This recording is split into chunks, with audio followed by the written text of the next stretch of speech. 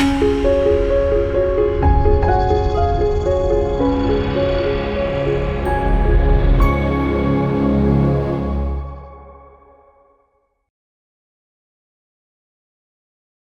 మాత్రం. నేను మీ journalist Navata. Welcome to R voice.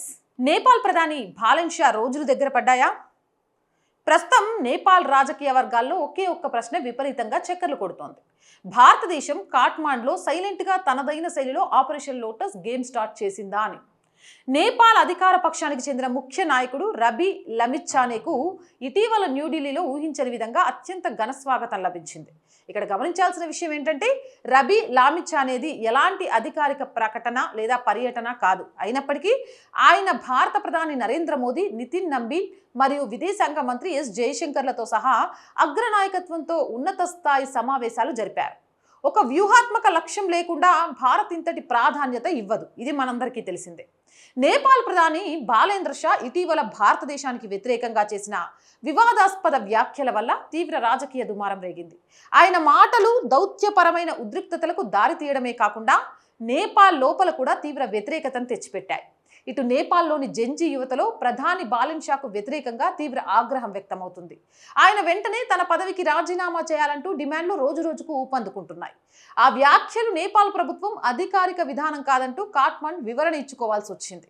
ఈ వివాదంపై బహిరంగంగా విమర్శలు చేసుకోకుండా భారత్ చాలా తెలివైన వ్యూహాన్ని ఎంచుకుంది.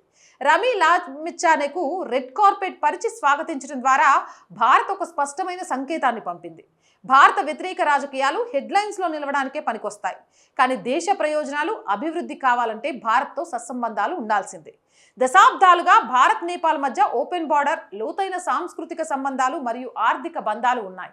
నేపాల్లో ఏ నాయకుడైనా సుదీర్ఘకాలం రాజకీయంగా సక్సెస్ కావాలంటే ఈ భౌగోళిక వాస్తవికతను గుర్తించి నడుచుకోవాలి. కేవలం ర్యాప్ పాటలు పాడుకుంటూ వైరల్ వీడియోల క్రేజ్తో ప్రధాని పీఠం ఎక్కిన బాలెన్ షా ఇప్పుడు దేశాన్ని, దేశ వ్యవస్థను నడపడంలో ఘోరంగా ఫెయిల్ అవుతున్నాడు అనే చర్చ కూడా నడుస్తోంది. ఆయన చైనా వైపు మొగ్గు చూపడం, నిరంతరం భారత వ్యతిరేక వ్యాఖ్యలు చేయడం వంటి చర్యల ప్రభావం ఇప్పుడు నేపాల్ అంతర్గత రాజకీయాలపై స్పష్టంగా కనిపిస్తుంది. అందుకే నేపాల్లో కొందరు దీనిని ఆపరేషన్ లోటస్ అని పిలుస్తున్నారు. అంటే భారత్ అక్కడ ప్రభుత్వాన్ని పడగొడుతుందని కాదు, భవిష్యత్తులో తమకు నమ్మకమైన భాగస్వామి ఎవరో భారత్ స్పష్టంగా చూపిస్తోందని అర్థం. రబీ లమిచ్చానేకు లభించిన ఈ ఆదరణ కేవలం మర్యాదపూర్వకమైనది కాదు, ఒక పక్కా పొలిటికల్ సిగ్నల్. దౌత్య నీతిలో కొన్నిసార్లు నోటితో మాటలు చెప్పాల్సిన పని లేదు, పవర్ఫుల్గా పనిచేసినా చాలు అంటున్నారు విశ్లేషకులు. మరింతకు మీరేమంటారు? మీ అభిప్రాయం ఏంటి? కామెంట్ చేయండి. జై హింద్, జై భారత్. అండ్ మోర్ వీడియోస్ కోసం our group of channels, our voice, our political, our సంస్కృతి 3 ఛానల్స్ని వెంటనే సబ్స్క్రైబ్ చేయండి. కంటెంట్ బాగుంది అనిపిస్తే లైక్ చేయండి, షేర్ చేయండి. అండ్ ఆర్థికంగా ఆర్ గ్రూప్ ఆఫ్ ఛానల్స్కి మీ సహాయం చాలా చాలా అవసరం. సహాయం చేస్తారు అని ఆశిస్తున్నాను. సహాయం చేయాలి అని అంటే సబ్స్క్రిప్షన్ పక్కనే జాయిన్ అనే బటన్ ఉంది. 1 to 5 లెవెల్స్ ఉన్నాయి. ఏదో ఒక లెవెల్లో సపోర్ట్ చేయొచ్చు.